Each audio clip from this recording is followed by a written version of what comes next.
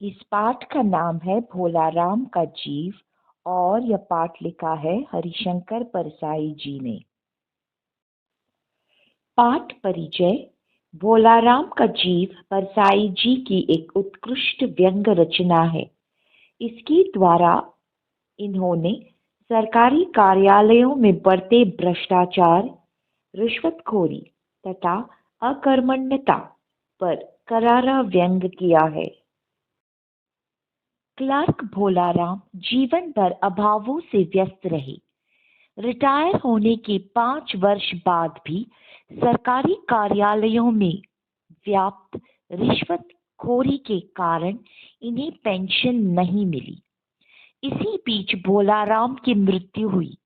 परसाई जी की व्यंग्यात्मक कल्पना है कि मृत्यु के बाद भोलाराम की आत्मा पेंशन की फाइलों में जा छिपी। भोलाराम की पेंशन को मंजूरी देने के बदले रिश्वत के रूप में नारद की वीणा को ही लेने की इच्छा जैसी काल्पनिक घटनाओं द्वारा परसाई जी ने सरकारी कार्यालयों में व्याप्त भ्रष्टाचार का कच्चा चिट्ठा खोला है। ऐसा कभी नहीं हुआ था। धर्मराज लाखों वर्षों से असंख्य आदमियों को कर्म और सिफारिश के आधार पर स्वर्ग या नरक में निवास स्थान अलॉट करते आ रहे थे, पर ऐसा कभी नहीं हुआ था। सामने बैठे चित्रगुप्त बार बार चश्मा पोंछ, बार बार थूक से पन्ने पलट रजिस्टर देख रहे थे। गलती पकड़ में नहीं आ रही थी। आखिर उन्होंने खींचकर रजिस्टर इतने जोर से बंद किया कि मक्खी चपेट में आ गई। उसे निकालते हुए वे बोले, महाराज, रिकॉर्ड सब ठीक है। भोलाराम के जीव ने 5 दिन पहले देह त्यागी और यमदूत के साथ इस लोक के लिए रवाना भी हुआ था, पर यहाँ अभी तक नहीं पहुंचा। धर्मराज ने पूछा, और वह दूत कहाँ है? महाराज, वह भी लापता है। इसी समय द्वार खुले और एक यमदूत बहुत बदहवास सा वहां आया। उसका मौलिक कुरूप चेहरा परिश्रम, परेशानी और भय के कारण और भी विकृत हो गया था। उसे देखते ही चित्रगुप्त चिल्ला उठे, अरे, तू कहाँ रहा इतने दिन? भोलाराम का जीव कहाँ है? यमदूत हाथ जोड़कर बोला, दया निदान, मैं कैसे बतलाऊं कि क्या हो गया। आज तक मैंने धोखा नहीं खाया था, पर इस बार भोलाराम का जीव मुझे चकमा ले गया। 5 दिन पहले जब जीव ने भोलाराम की देह त्यागी, तब मैंने उसे पकड़ा और इस लोक की यात्रा आरंभ की। नगर के बाहर जो ही मैं उसे लेकर एक तीव्र वायु तरंग पर सवार हुआ, जो ही मेरे चंगुल से छूटकर न जाने कहाँ गायब हो गया। इन 5 दिनों में मैंने सारा ब्रह्मांड छान डाला, पर उसका कहीं पता नहीं चला। धर्मराज क्रोध से बोले, मूर्ख, जीवों को लाते लाते बूढ़ा हो गया, फिर भी एक मामूली बूढ़े आदमी के जीव ने तुझे चकमा दे दिया। दूत ने सिर झुकाकर कहा, महाराज, मेरी सावधानी में बिल्कुल कसर नहीं थी। मेरे उन अबस्थ हाथों से अच्छे अच्छे वकील भी नहीं छूट सके, पर इस बार तो कोई इंद्रजाल ही हो गया। चित्रगुप्त ने कहा, महाराज, आजकल पृथ्वी पर इस प्रकार का व्यापार बहुत चला है। लोग दोस्तों को फल बेचते हैं और वे रास्ते में ही रेलवे वाले उड़ा लेते हैं। हौजरी के पार्सलों के मोजे रेलवे अफसर पहनते हैं। मालगाड़ी के डिब्बे रास्ते में कट जाते हैं। एक बात और हो रही है, राजनीतिक दलों के नेता विरोधी नेता को उड़ाकर कहीं बंद कर देते हैं। कहीं भोलाराम के जीप को भी तो किसी विरोधी ने मारने के बाद भी खराबी करने के लिए नहीं उड़ा दिया। धर्मराज ने व्यंग से चित्रगुप्त की ओर देखते हुए कहा, तुम्हारी भी रिटायर्ड होने की उम्र हो गई है। भला भोलाराम जैसे नगण्य दीन आदमी से किसी को क्या लेना देना। इसी समय कहीं से घूमते फिरते नारद मुनि वहां आ गए। धर्मराज को गुमसुम बैठे देख बोले, क्यों धर्मराज, कैसे चिंतित बैठे हो? क्या नर्क में निवास स्थान की समस्या अभी हल नहीं हुई? धर्मराज ने कहा, वह समस्या तो कभी की हल हो गई मुनिवर। नर्क में पिछले सालों में बड़े गुणी कारीगर आ गए हैं। कई इमारतों के ठेकेदार हैं जिन्होंने पूरे पैसे लेकर रद्दी इमारतें बनाई। बड़े बड़े इंजीनियर भी आ गए हैं जिन्होंने ठेकेदारों से मिलकर भारत के पंचवार्षिक योजनाओं का पैसा खाया।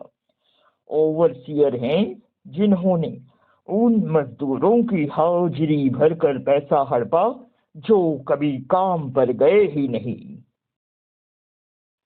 इन्होंने बहुत जल्दी नर्क में कई इमारतें तान दी है।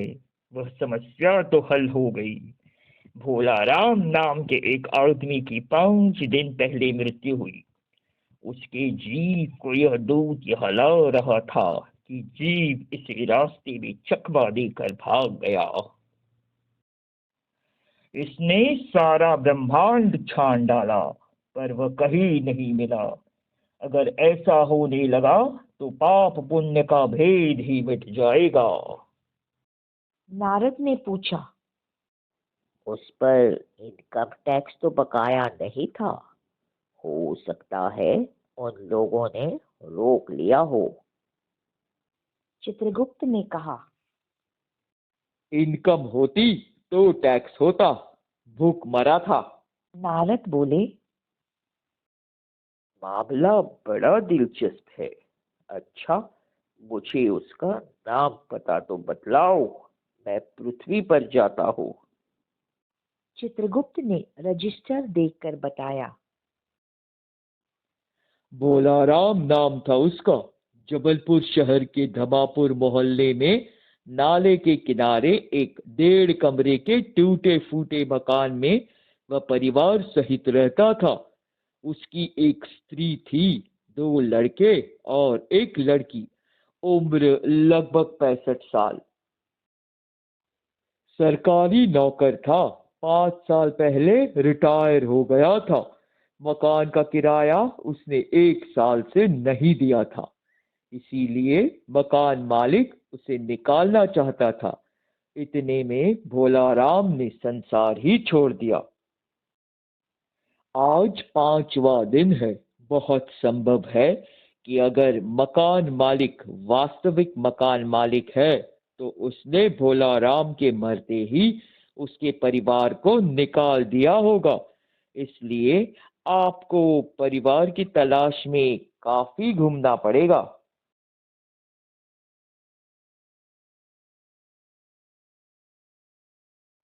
माँ बेटी के सम्मिलित क्रंदन से नारद भोलाराम का मकान पहचान गए।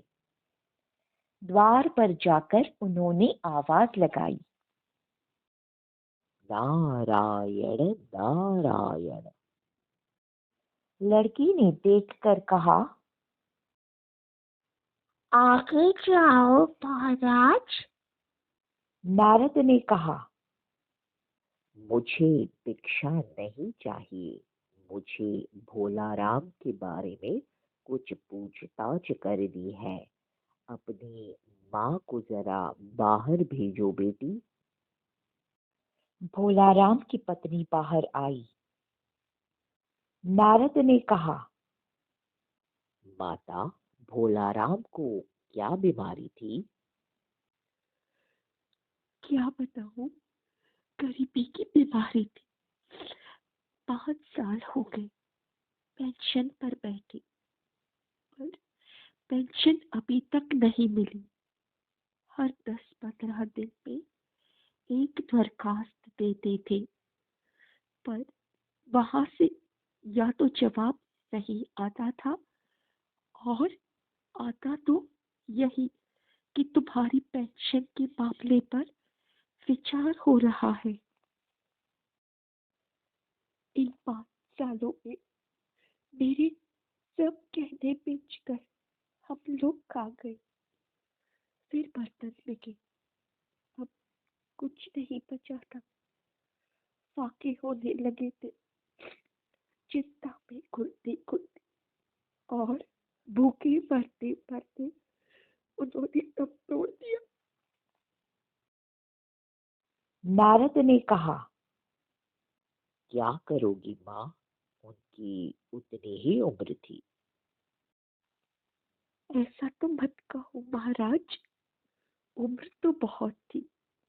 50-60 रुपए महीना पेंशन मिलती तो कुछ और काम कहीं करके गुजारा हो जाता, पर क्या करे, 5 साल नौकरी से बैठे हो गए और अभी तक एक कौड़ी नहीं मिली।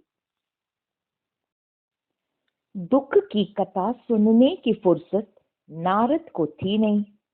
वह अपने मुद्दे पर आए। माँ, यह बताओ कि यहाँ किसी से उनका विशेष प्रेम था, जिससे उनका जी लगा हो? पत्नी बोली, लगाव तो महाराज बाल बच्चों से ही होता है।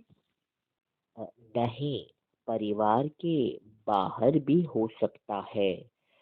मेरा मतलब है कोई स्त्री। स्त्री ने गुर्राकर नारद की ओर देखा, बोली, बको मत महाराज, साधु हो, कोई लुच्चे लफंगे नहीं हो। जिंदगी भर उन्होंने किसी दूसरी स्त्री को आंख उठाकर भी नहीं देखा। नारद हंसकर बोले, हाँ, तुम्हारा सोचना ठीक ही है। यही भ्रम अच्छी गृहस्थी का आधार है। अच्छा माता, मैं चला। व्यंग समझने की असमर्थता ने नारद को सती के क्रोध की ज्वाला से बचा लिया। स्त्री ने कहा, महाराज, आप तो साधु हैं, सिद्ध पुरुष है, कुछ ऐसा नहीं कर सकते हैं कि उनकी रुकी हुई पेंशन मिल जाए। इन बच्चों का पेट कुछ दिन भर जाएगा। नारद को दया आ गई थी। कहने लगे, साधुओं की बात कौन मानता है? मेरा यहाँ कोई मठ तो है नहीं। फिर भी मैं सरकारी दफ्तर जाऊंगा और कोशिश करूंगा। वहां से चलकर नारद सरकारी दफ्तर में पहुंचे। वहां पहले ही कमरे में बैठे बाबू से उन्होंने भोलाराम के केस के बारे में बातें की। उस बाबू ने उन्हें ध्यानपूर्वक देखा और बोला, भोलाराम ने दरखास्तें तो भेजी थी, पर उन पर वजन नहीं रखा था, इसलिए कहीं उड़ गई होंगी। नारद ने कहा, भाई, ये बहुत से पेपर वेट तो रखे हैं, इन्हें क्यों नहीं रख दिया? बाबू हंसा। आप साधु हैं, आपको दुनियादारी समझ में नहीं आती। दरखास्तें पेपर वेट से नहीं दबती। खैर, आप उस कमरे में बैठे बाबू से मिलिए। नारद उस बाबू के पास गए। उसने तीसरे के पास भेजा, तीसरे ने चौथे के पास, चौथे ने पांचवे के पास। जब नारद 25-30 बाबुओं और अफसरों के पास घूम आए, तब एक चपरासी ने कहा, महाराज, आप क्यों इस झंझट में पड़ गए? आप अगर साल भर भी यहाँ चक्कर लगाते रहे तो भी काम नहीं होगा। आप तो सीधे बड़े साहब से मिलिए, उन्हें खुश कर लिया तो अभी काम हो जाएगा। नारद बड़े साहब के कमरे में पहुंचे। बाहर चपरासी ऊँघ रहा था, इसीलिए उन्हें किसी ने छेड़ा नहीं। उन्हें एकदम बिना विजिटिंग कार्ड के आया देख साहब बड़े नाराज हुए।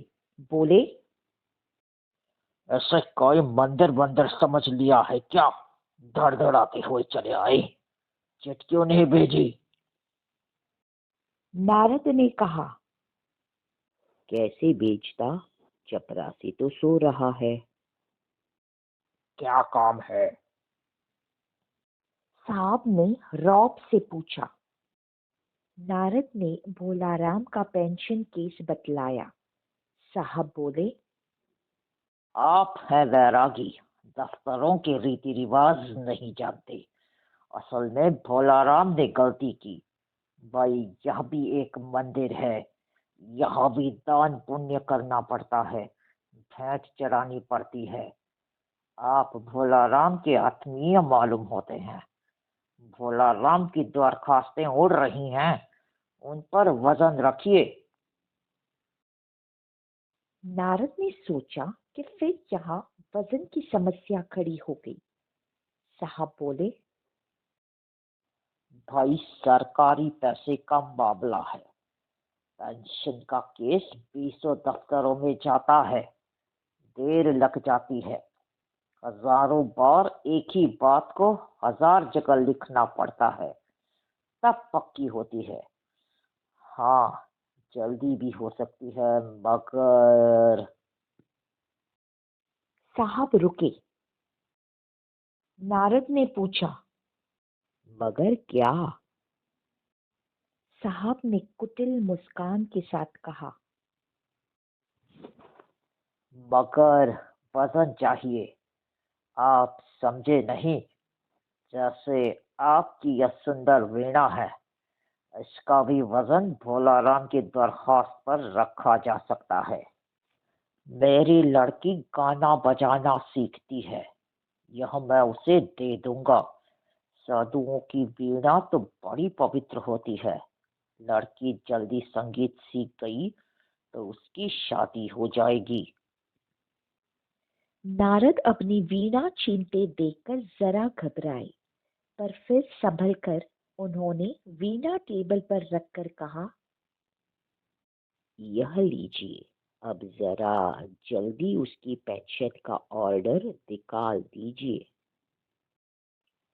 साहब ने प्रसन्नता से उन्हें कुर्सी दी, वीणा को एक कोने में रखा और घंटी बजाई।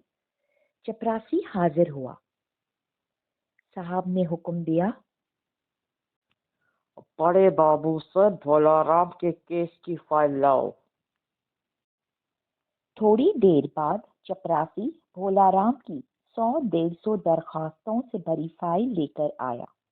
उसमें पेंशन के कागजात भी थे। साहब ने फाइल पर का नाम देखा और निश्चित करने के लिए पूछा, क्या नाम बताया साधु जी आपने? नारद ने समझा कि साहब कुछ ऊंचा सुनते हैं, इसीलिए जोर से बोले, भोलाराम। सहसा फाइल में से आवाज आई, कौन पुकार रहा है मुझे? पोस्टमैन है क्या? पेंशन का ऑर्डर आ गया। साहब डरकर कुर्सी से लुढ़क गए। नारद भी चौंके, पर दूसरे ही क्षण बात समझ गए। भोलाराम, तुम क्या भोलाराम के जीव हो? हाँ, आवाज आई। नारद ने कहा, मैं नारद हूँ। मैं तुम्हें लेने आया हूँ। चलो, स्वर्ग में तुम्हारा इंतजार हो रहा है। आवाज आई। मुझे नहीं जाना। मैं तो पेंशन की दरखास्तों में अटका हूँ। यही मेरा मन लगा है। मैं अपनी दरखास्तें छोड़कर नहीं जा सकता।